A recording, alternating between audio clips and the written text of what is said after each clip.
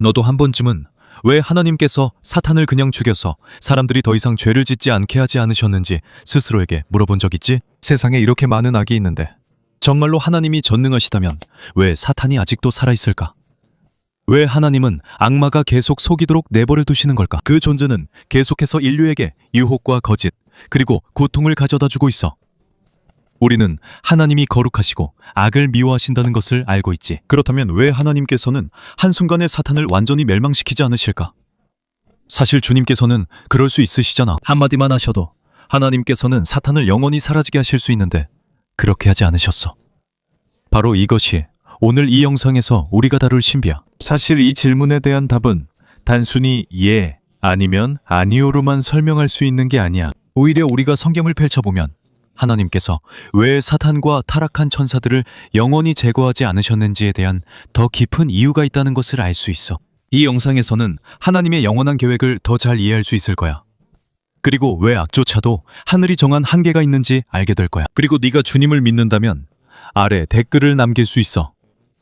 그리고 네가 하나님이 계시다고 믿는지도 말해줘. 그리고 더 많은 성경의 신비와 계시를 업로드할 수 있도록 좋아요와 구독도 잊지 말아줘. 그럼 이제 시작하자. 먼저 사탄이 하나님과 원수가 되기 전에는 그의 존재가 달랐어. 사탄이라고 불리기 전에 그는 다른 이름을 가지고 있었지. 그는 루시퍼였어. 그의 이름의 의미는 빛을 가져오는 자 또는 새벽별이야. 그는 평범한 천사가 아니었어. 그는 하늘에서 가장 높은 존재 중 하나였지. 그는 그룹 천사였고 하나님의 임재에 가장 가까운 존재 중 하나였어. 성경에 따르면 그는 특별한 아름다움과 지혜, 영광으로 창조되었지. 그의 모든 세부 사항이 완벽해 보였어. 그는 귀중한 보석들로 둘러싸여 있었고 빛이 넘쳐 흘렀지. 그리고 많은 천사들이 그를 우러러보고 따랐어. 하나님께서는 루시퍼를 악하게 창조하지 않으셨지. 그는 창조주의 영광을 아름답게 반영하는 존재로 창조되었어. 하지만 시간이 지나면서 그의 마음에 조금씩 변화가 생기기 시작했지. 그것은 반신한 감정에서 시작됐어. 바로 교만이었지. 자신의 아름다움과 힘에 지나치게 감탄한 나머지 그는 자신이 있어야 할 자리보다 더 높은 위치에 있어야 한다고 생각하기 시작했어. 그래서 결국 예전에는 선물이었던 것이 그의 몰락의 원인이 되었어. 교만이 점점 그의 마음을 잠식해갔지. 그리고 자신의 영광에 대한 욕망이 커질수록 어둠이 서서히 그의 마음속으로 스며들었어. 루시퍼에게는 이제 하나님을 예배하고 섬기는 것만으로는 충분하지 않았어. 그는 더 큰 것을 원했지. 자신이 예배받기를 원했어. 자신을 높이고 싶었지. 하나님의 보좌까지 말이야. 그가 말하길, 나는 하늘로 올라가 하나님의 별들보다 내 보좌를 높일 것이다. 나는 지극히 높으신 분과 같아질 것이다. 그때부터 모든 것이 변했어. 한 종이 반역자가 되었어. 그리고 그는 혼자가 아니었지. 그는 많은 천사들을 설득해서 자신과 함께 그들의 창조주에게 반역하게 만들었어. 예전에 하나님을 숭배하던 존재들이 하늘에서 반역에 가담하게 되었어. 그리고 거기서 최초의 전쟁이 시작됐지. 많은 사람들이 하나님과 사탄에 대해 잘못된 믿음을 가지고 있어. 어떤 사람들은 두 존재가 동등하다고 생각하지. 마치 빛과 어둠 사이에 끝없는 싸움이 있는 것처럼 말이야. 천국 대 지옥, 선과 악의 대결. 하지만 성경에 따르면 그 싸움은 결코 동등하지 않았어. 하나님과 맞설 수 있는 존재는 없어. 하늘이나 땅에 있는 어떤 피조물도 하나님과 동등할 수 없어. 사탄은 결코 하나님과 경쟁자가 된 적이 없어. 사탄은 단지 창조된 존재일 뿐이야. 그리고 어떤 피조물도 자신을 창조한 창조주보다 더 강할 수는 없어. 그래서 루시퍼가 반역했을 때 그는 하나님과 대등한 대항자가 되지 못했어.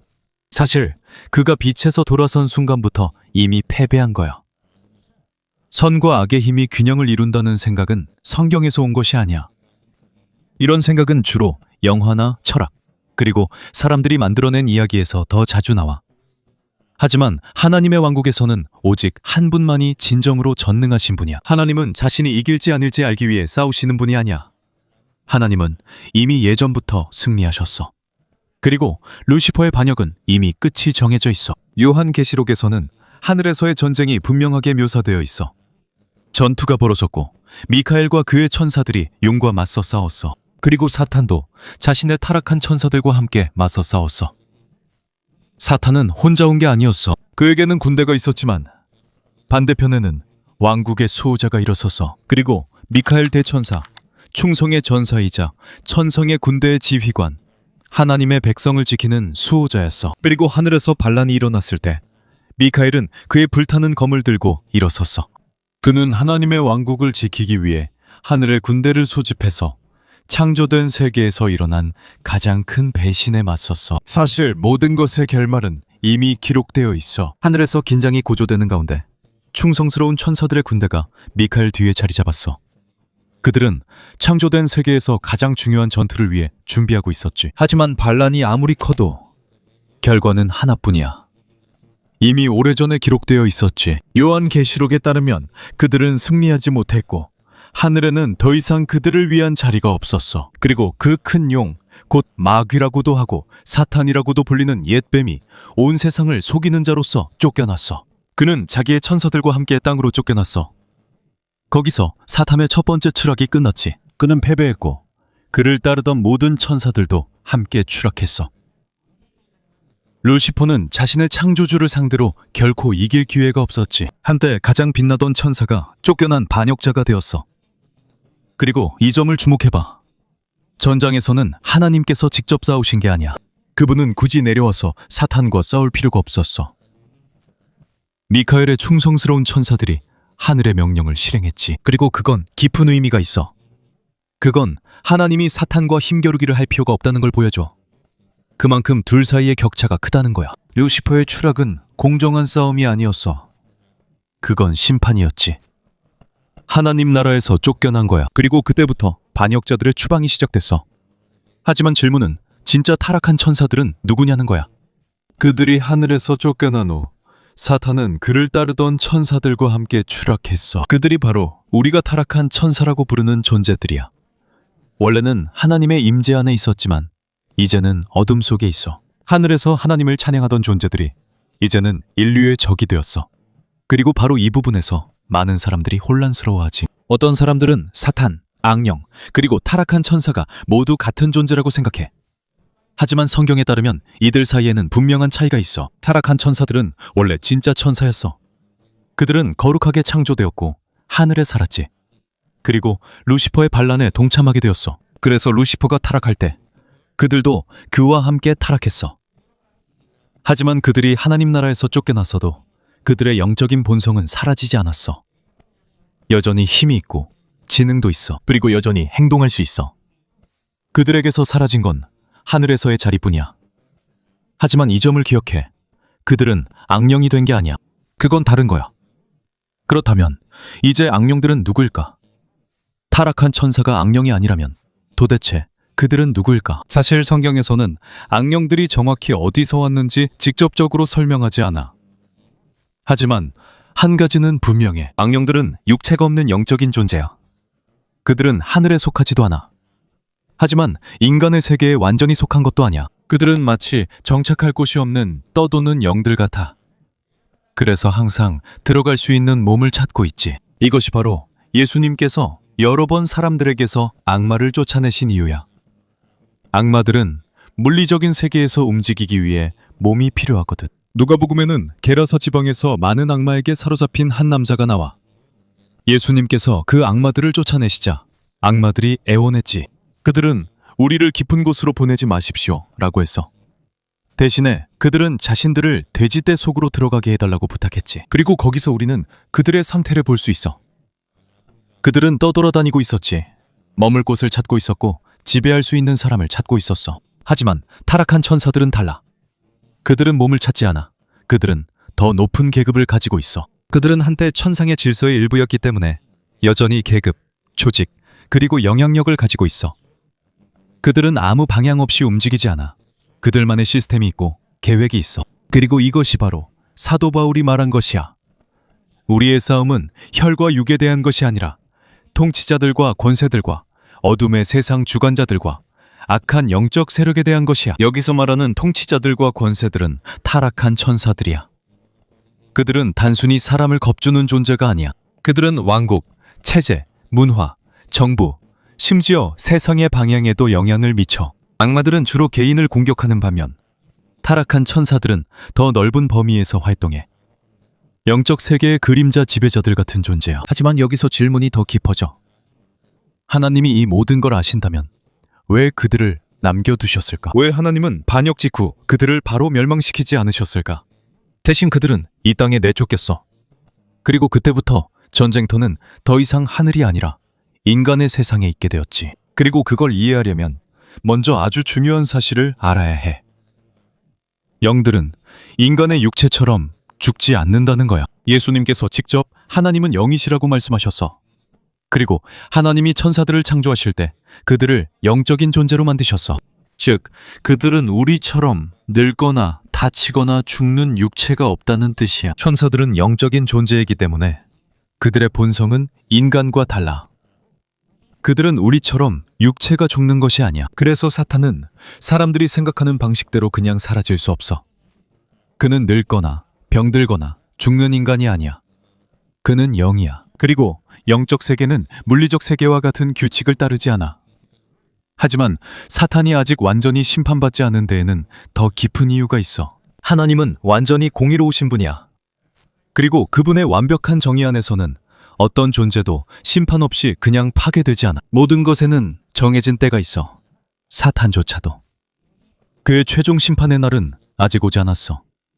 그에게 불리한 증거가 부족해서가 아니야. 하나님께서 의심이 있으셔서가 아니야. 심판은 하늘의 신성한 질서의 일부이기 때문이야. 그리고 이것을 기억해. 하나님의 심판은 단순한 처벌이 아니야. 그것은 진리를 공개적으로 드러내는 거야. 언젠가 온 세상의 창조물 앞에서 모든 진실이 드러나는 날이 올 거야. 그것이 바로 요한계시록에서 계속해서 큰 심판의 날이 언급되는 이유야. 그날은 모든 것이 드러나는 날이야. 비밀들, 행위들, 선택한 결정들까지. 그리고 심판을 받는 건 사람만이 아니야. 천사들도 포함돼. 아무도 기회를 받지 못했다고 말할 수 없어. 아무도 자신의 말을 들어주지 않았다고 말할 수 없어. 그리고 아무도 하나님이 공정하지 않았다고 말할 수 없어. 그날은 아직 오지 않았어. 하지만 성경에는 분명히 그날이 올 거라고 나와 있어. 그리고 아무도 그것을 막을 수 없어. 이제 우리는 심판의 날에 대해 이야기해보자. 왜 하나님은 아직도 사탄이 남아있도록 허락하실까? 지금까지도 말이야. 하나님은 인간처럼 행동하지 않기 때문이야. 우리는 즉각적인 해결을 원하지. 나쁜 일이 생기면 우리는 그것이 바로 사라지길 바라지. 악이 있으면 빨리 끝나길 원해. 하지만 하나님은 단순히 감정에 따라 행동하지 않아. 그분에게는 계획이 있고 그분만의 타이밍이 있어. 그리고 하루하루가 지나갈 때마다 더 큰 목적의 일부가 돼. 모든 시련, 사람들의 모든 선택, 우리가 겪는 모든 싸움이 그렇지. 이 모든 것은 하나님의 더 큰 계획에 포함돼. 하나님의 기다림도 약함이 아니야. 그것은 하나님의 사랑, 자비, 그리고 정의의 표현이야. 사탄이 하늘에서 쫓겨난 것처럼 말이야. 사탄이 완전히 심판받을 날도 올 거야. 그날이 오면 그는 절대 도망칠 수 없다. 하지만 그 일은 오직 재판관이 정한 시간에만 일어날 거야. 더 이르지도 더 늦지도 않아. 우리가 그날을 기다리는 동안 꼭 기억해야 할 것이 있어. 하나님은 결코 잊지 않으셔. 그리고 때때로 우리가 느끼기에 하나님이 느리게 움직이시는 것 같아도 절대 실수하지 않으셔. 은 더 큰 계획이야. 여기에 중요한 진리가 있어. 하나님은 우주에 대한 통제권을 잃지 않으셨어. 루시퍼의 반역에도 놀라지 않으셨어. 하나님은 사탄을 막는 데에도 어려움을 겪지 않으셨어. 사실 하나님은 마지막 심판의 적절한 때가 올 때까지 역사가 계속되도록 선택하셨어. 왜일까? 하나님께서 인류에게 가르치려는 것이 있기 때문이야. 인내, 분별력, 믿음, 그리고 하나님의 정의에 대한 온전한 신뢰. 하나님의 승리는 단순히 악을 즉시 멸망시키는 것으로만 나타나는 것이 아니야. 이것은 완전한 구원을 통해 더 잘 드러나. 그분은 잘못된 것을 파괴하는 것에 그치지 않아. 그분께 나아오려는 사람들도 변화시키시지. 그리고 싸움이 계속될수록 누가 진정으로 빛을 선택하고 누가 어둠을 선택하는지가 더 분명해져. 그럼에도 불구하고 하나님께서 완전한 권능을 가지고 계셔. 욥을 기억하지? 사탄이 그를 파괴하려 했지. 하지만 꼭 기억해야 할 중요한 점이 있어. 사탄은 하나님의 허락 없이는 욥에게 손도 댈 수 없었어. 즉, 사탄조차도 한계가 있다는 뜻이야. 그리고 하나님께서 욥을 시험하도록 허락하셨을 때조차 하나님은 그 상황을 통해 자신의 영광을 드러내셨어. 그건 대등한 싸움조차 아니야. 그건 절대적인 권위야. 하나님의 능력은 완전해. 우주에 있는 그 어떤 것도 하나님의 통제 밖에 있지 않아. 사탄조차도 그의 모든 분노와 악함을 가지고 있어도 하나님이 허락하신 한계 안에서만 행동할 수 있어. 하지만 사람들이 자주 묻는 또 다른 질문이 있어. 하나님께서 루시퍼가 반역할 것을 이미 알고 계셨다면 왜 그를 창조하셨을까? 그리고 여기서 우리는 하나님께 매우 중요한 한 가지를 이해할 수 있어. 하나님께는 강요된 순종보다 진정한 선택이 더 소중해. 이것이 우리가 자유의지라고 부르는 거야. 하나님은 로봇을 만드신 게 아니야. 하나님은 천사들을 자신만의 결정을 내릴 수 없는 프로그램된 기계로 창조하지 않으셨어. 인간도 마찬가지야. 하나님은 모든 피조물에게 선택할 수 있는 능력을 주셨어. 순종할지 반역할지 선택할 수 있게 하셨지. 하나님을 사랑할지 아니면 그분에게서 멀어질지 선택할 수 있게 하셨어. 그리고 그래, 여기에는 루시퍼도 포함돼. 타락한 천사들도 포함돼. 너도 포함되고 나도 포함돼. 하지만 이제 질문이 더 깊어지고 있어. 하나님께서 누군가가 반역을 선택할 걸 이미 아셨는데도 왜 그들에게 자유를 주셨을까? 그 답은 많은 사람들이 생각하는 것보다 더 단순해. 하지만 아주 깊은 의미가 있어. 왜냐하면 자유가 없다면 진정한 사랑도 없기 때문이야. 사랑은 강요할 수 없어. 사랑은 명령하거나 누군가에게 프로그램할 수 있는 게 아니야. 진정한 사랑은 스스로 선택하는 거야. 만약 하나님께서 우리에게 억지로 자신을 사랑하게 하셨다면 그는 아버지가 아니라 독재자가 되었을 거야. 그래서 하나님께서 천사들을 창조하실 때 자유의지를 주셨어. 그리고 인간을 창조하실 때도 마찬가지였지. 하나님은 가짜 순종을 원하지 않으셔. 그분이 원하시는 건 진짜 관계야. 선택이 있는 관계, 사랑이 있는 관계지. 자발적으로 주어지는 관계야. 하지만 그 자유에는 하나님을 떠날 가능성도 포함되어 있어. 그리고 바로 그걸 루시퍼가 한 거야. 그는 반역을 선택했지. 그리고 그때부터 지금까지도 많은 사람들이 같은 결정을 내리고 있어. 하지만 그럼에도 불구하고 하나님은 자유의지라는 선물을 거두지 않으셨어. 왜냐하면 악과 반역이 있어도 자유만이 진정한 사랑으로 가는 유일한 길이기 때문이야. 이 점을 한번 생각해봐. 의심할 기회가 없다면 믿음의 가치는 무엇일까? 불순종할 선택지가 없다면 순종의 의미는 무엇일까? 그리고 하나님 외에 다른 선택지가 없다면 당신의 사랑이 어떻게 진짜가 될 수 있을까? 하나님은 억지로 따르는 추종자를 원하지 않으신다. 그분이 원하시는 것은 자발적으로 그분을 사랑하는 자녀들이다. 그래서 자유를 허락하신다. 때로는 그것이 아픔과 혼란을 가져오기도 한다. 사탄이 반역했을 때조차도 하나님은 창조물에게 주신 자유의지를 거두지 않으셨다. 만약 하나님께서 그렇게 하신다면 그것은 자신의 사랑의 본성을 부정하는 것과 같다. 이제 다시 질문이다. 하나님이 자유를 거둘 수 있을까? 한번 생각해봐라. 만약 하나님께서 너에게 선택할 자유를 주셨는데 내가 실수하는 순간 바로 너를 없애버린다면 어떨까? 그것을 진정한 자유라고 부를 수 있을까? 이것이 많은 사람들이 이해하기 가장 어려운 점 중 하나다. 우리는 종종 이렇게 묻는다. 만약 하나님께서 반역을 싫어하신다면 왜 사탄을 바로 멸망시키지 않으셨을까? 하지만 하나님께서 그렇게 하셨다면 결국 내가 선택할 수는 있지만 내가 원하는 것만 선택하라는 말과 다름없었을 것이다. 그리고 그것은 진정한 자유가 아니다. 그것은 선택이라는 말에 숨겨진 조종일 뿐이다. 자유의지는 성경에서 작은 세부사항이 아니다. 이것은 하나님의 계획에서 가장 중요한 부분 중 하나이다. 그래서 만약 하나님께서 루시퍼가 반역하자마자 그를 즉시 멸망시켰다면 진정한 자유의 의미도 사라졌을 것이다. 그리고 바로 이 부분에서 사람들이 자주 실수한다. 우리는 하나님께서 평범한 인간 판사처럼 행동하시길 기대한다. 즉각적인 처벌, 즉각적인 정의, 문제가 바로 해결된다. 하지만 하나님은 그렇게 하지 않으신다. 그의 정의는 성급하지 않다. 그는 단지 그 순간에 화가 났다고 해서 벌을 내리지 않으신다. 그가 하시는 모든 일에는 목적이 있다. 타이밍이 있다. 더 깊은 이유가 있다. 13장.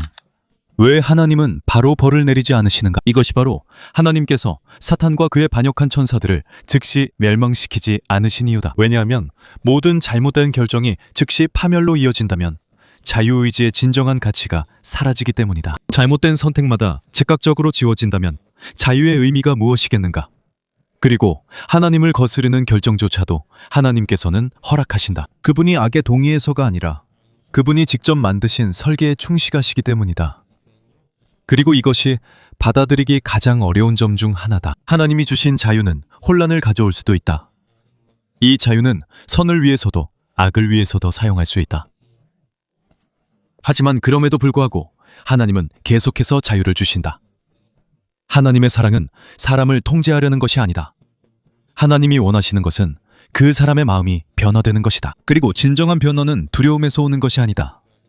그것은 자발적인 믿음과 선택에서 온다. 다시 한번 큰 질문은 왜 하나님께서 이 모든 것을 허락하시는가 하는 것이다. 만약 하나님께서 사탄이 반역한 직후에 그를 즉시 멸망시켰다면 다른 피조물들은 무엇을 배웠을까? 두려움은 있겠지만 진정한 충성은 없었을 것이다. 순종은 있을 수 있지만 진정한 사랑은 없었을 것이다. 평화는 있을 수 있지만 거룩함은 없었을 것이다. 그리고 하나님께서는 단지 차벌이 두려워서 순종하는 존재들로 가득 찬 하늘을 원하지 않으신다. 그분이 원하시는 것은 그의 은혜로 진정으로 변화된 마음들로 가득한 왕국이다. 그리고 여기서 신비는 더욱 깊어진다. 혹시 사탄조차도 하나님의 더 큰 계획에 여전히 사용되고 있는 것일까? 많은 사람들에게 이것은 받아들이기 힘든 일이다. 하지만 우리가 성경을 자세히 들여다보면 특별한 진실을 발견할 수 있다.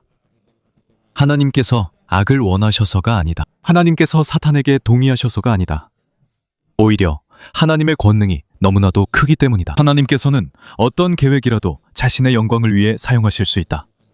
그리고 그 가장 분명한 예가 바로 예수님 자신이다. 예수님의 사역이 시작될 때부터 사탄은 이미 거기에 있었다. 동맹으로서가 아니라 시험으로서, 장애물로서 있었다. 예수님이 누구신지 진짜로 증명해 줄 불과 같은 시험이었다. 성령께서 예수님을 광야로 이끄셔서 시험을 받게 하셨다. 그리고 그곳에서 40일 동안 사탄이 예수님을 직접 대면했다. 예수님이 배고플 때 사탄은 그에게 빵을 주겠다고 했다. 사탄은 예수님께 권력과 명예, 그리고 세상이 숭배하는 모든 것을 주겠다고 했다. 하지만 예수님은 넘어가지 않으셨다. 각각의 유혹마다 예수님의 대답은 하나였다. 성경에 기록되어 있다. 즉, 기록되었으니 라고 하셨다. 그리고 그분이 유혹을 거절할 때마다 한 가지 진리가 더욱 분명해졌다. 오직 그분만이 합당하시다. 오직 유혹을 이긴 분만이 온 세상의 죄를 짊어질 수 있다. 이제 예수님께서 유혹을 이기신 것에 대해 이야기해보자. 우리를 구원하시기 위해서 예수님은 그 누구도 할 수 없는 일을 하셔야 했다. 예수님은 죄 없이 살아가셔야 했다. 그리고 그 후에 예수님은 자발적으로 자신을 내어주셔서 세상의 죄를 짊어지셨다. 그래서 예수님께서 광야에서 사탄의 유혹을 이기셨을 때 아주 중요한 것을 증명하셨다. 예수님은 자신이 흠없는 어린 양임을 보여주셨다. 유일하게 합당하신 구원자. 그리고 이것을 한번 생각해봐. 만약 광야에서의 유혹이 하나님의 계획에 대한 방해물이 아니라 오히려 그 계획의 중요한 일부라면 어떨까? 사탄이 예수님을 약하게 만들고 있다고 생각할 때마다 오히려 그는 그리스도가 누구인지 더 확실하게 증명하고 있는 것이다. 세상은 배고프고 지치고 시험을 받아도 하나님의 아들이 흔들리지 않는다는 것을 보았다. 그는 권력에 눈이 멀지 않았고 명성에 굴복하지 않았으며 세상이 숭배하는 것들에 흔들리지 않았다. 그리고 유혹이 올 때마다 그의 길은 더 분명해졌다. 그 후 예수님의 사역 마지막 부분에 사탄이 다시 나타났다. 하지만 이번에는 예수님을 직접 노린 것이 아니라 12 제자 중 한 명인 유다 이스카리옷의 마음을 노렸다. 그 제자는 몇 개의 은화와 맞바꾸어 메시아를 배신할 사람이었다. 성경에 따르면 사탄이 유다 이스카리옷에게 들어갔다. 그리고 그때부터 배신의 계획이 시작되었다. 사탄이 배신의 씨앗을 심었다. 그리고 유다가 예수님을 갈보리로 가시게 되는 통로가 되었다. 하지만 여기서 더 놀라운 점이 있다. 예수님을 배신할 사람이 없다면 십자가가 어떻게 이루어질 수 있었을까? 배신이 없다면 어떻게 희생이 있을 수 있을까? 그리고 십자가 처형이 없다면 어떻게 구원이 올 수 있을까? 우리는 다시 한번 놀라운 진실을 보게 되었다. 적의 가장 어두운 계획조차도 하나님께서는 자신의 영원한 계획을 이루기 위해 사용하실 수 있다. 이것은 악이 선하기 때문이 아니다. 오직 하나님의 목적을 막을 수 있는 것은 아무것도 없기 때문이다. 결국 사탄 자신도 모르게 그가 막으려 했던 계획의 일부가 되었다. 그리고 이것이 사탄을 신실한 존재로 만드는 것은 아니다. 오히려 이것은 그가 하나님의 계획을 결코 무너뜨릴 수 없는 패배한 적이라는 사실만을 증명할 뿐이다. 그렇다면 이것이 주는 교훈은 무엇일까요? 여기서 중요한 점을 배울 수 있습니다. 적이 당신에게 무엇을 던지든 그것은 하나님의 능력을 결코 이길 수 없습니다. 어떤 유혹도, 어떤 질병도, 어떤 배신도, 어떤 문제도 마찬가지입니다. 하나님께서는 당신이 겪은 가장 힘든 일조차도 사용하실 수 있습니다. 때때로 우리가 고통의 한가운데 있을 때 모든 것이 무의미하게 느껴집니다. 때로는 하나님이 어디 계신지 묻게 되기도 합니다. 하지만 대부분 그때 하나님께서 가장 활발히 일하십니다. 우리가 전체 그림을 못 볼 때도 조용히 일하십니다. 그리고 당신이 겪은 가장 깊은 상처조차도 하나님께서 준비하시는 더 큰 이야기의 일부가 될 수 있습니다. 지금은 완전히 이해하지 못하는 이야기입니다. 하지만 언젠가는 분명해질 것입니다. 그런 경험이 있나요? 예전에는 끝이라고 생각했지만 나중에 하나님께서 그것을 선을 위해 사용하셨다는 것을 알게 된 적이 있나요? 어쩌면 당신의 간증이 다른 사람에게 희망을 줄 수 있습니다. 이것을 기억하세요. 적이 당신을 상처 입힐 수도 있습니다. 하지만 하나님께서는 그 아픔을 당신의 목적의 일부로 바꿔주실 수 있습니다. 이 모든 것에도 불구하고 성경의 처음부터 끝까지 반복해서 나오는 한 단어가 있습니다. 심판보다 더 깊고 능력보다 더 위대한 단어입니다. 사랑입니다. 그리고 이것의 가장 아름다운 예 중 하나가 바로 탕자의 비유입니다. 한 아버지에게 두 아들이 있었습니다. 어느 날 그 중 한 명이 자신의 유산을 미리 달라고 요청했습니다. 그 후 그는 집을 떠나 방탕한 생활로 모든 것을 탕진했습니다. 결국 아무것도 남지 않는 지경에 이르렀습니다. 망가진 인생, 다 써버린 돈, 사라진 희망. 하지만 그가 돌아가기로 결심했을 때 아버지는 그를 내쫓지 않고 오히려 기다렸습니다. 멀리서 아들을 바라보고 있었습니다. 그리고 아버지는 그가 돌아오는 것을 보자 두 팔을 벌려 그를 안아주었습니다. 이것이 바로 하나님의 사랑입니다. 그리고 여기서 또 하나의 깊은 질문이 생깁니다. 그렇다면 타락한 천사들은 어떻게 될까요? 하나님께서 타락한 천사들에게도 같은 사랑을 보여주셨을까요? 사실 이 질문은 그리 깊지 않습니다. 그리고 그들이 회개할 수 있는지에 대해 성경은 분명하게 대답합니다. 하지만 우리가 확실히 볼 수 있는 한 가지가 있습니다. 하나님께서는 그들을 즉시 멸망시키지 않으셨다는 것입니다. 그리고 그것은 매우 중요한 일입니다. 만약 하나님께서 오직 즉각적인 심판만 하셨다면 그들은 반역하자마자 바로 멸망당했어야 했습니다. 하지만 그런 일은 일어나지 않았습니다. 그들은 쫓겨났습니다. 하지만 그들은 여전히 남아있도록 허락받았습니다. 그리고 그것은 어떤 의미가 있을 수 있습니다. 어쩌면 인내일지도 모릅니다. 어쩌면 자비이거나 하나님의 깊은 계획일 수 있습니다. 하나님의 사랑은 완벽히 순종하는 사람만 위한 것이 아니기 때문입니다. 예수님께서는 여러분의 원수까지도 사랑하라고 하셨습니다. 그리고 하나님께서는 선한 사람과 악한 사람 모두에게 해를 비추신다고도 말씀하셨습니다. 하나님은 의로운 사람과 불의한 사람 모두에게 비를 주시고 넘어지는 이들을 바로 내치지 않으십니다. 하나님의 사랑은 성과에 근거하지 않습니다. 하나님의 사랑의 목적은 변화입니다. 그리고 때로는 그 변화가 일어나기까지 시간이 필요합니다. 바로 여기서 심판이 오게 됩니다. 하지만 하나님께서 인내하신다고 해서 심판이 없다고 생각하지 마십시오. 하나님께서는 악을 보지 못하시는 분이 아니십니다. 반역을 결코 무시하지 않으십니다. 하나님께서는 모든 이에게 나를 정하셨고 최후의 심판도 반드시 올 것이라고 성경에 말씀하셨습니다. 하나님께서는 죄를 지은 천사들도 용서하지 않으셨습니다. 그들은 심판을 위해 예비되었습니다. 그들은 잊혀지지 않았고 결코 무죄로 여겨지지 않았습니다.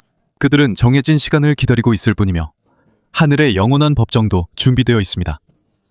그리스도께서 직접 심판관이 되실 것입니다. 그리고 그의 판결은 최종적일 것입니다. 요한계시록 20장에서 사도 요한은 무서운 장면을 보여줍니다.